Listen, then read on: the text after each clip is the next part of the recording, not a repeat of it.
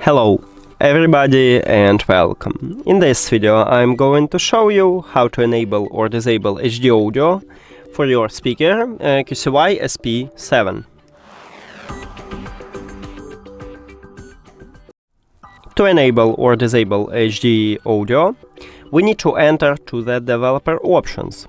If you don't know how to do this, you can check a video at this channel, we have it just for your device.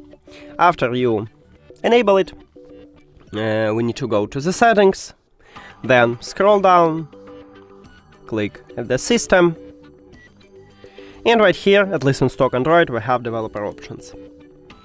Enter here, and then you need to scroll down and find HD audio. You can also use a search and write HD right here, and here it is, we have HD audio located in the developer options.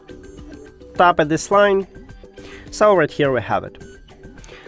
To enable it, you need to tap one time at the slider near to it, if the slider have empty background.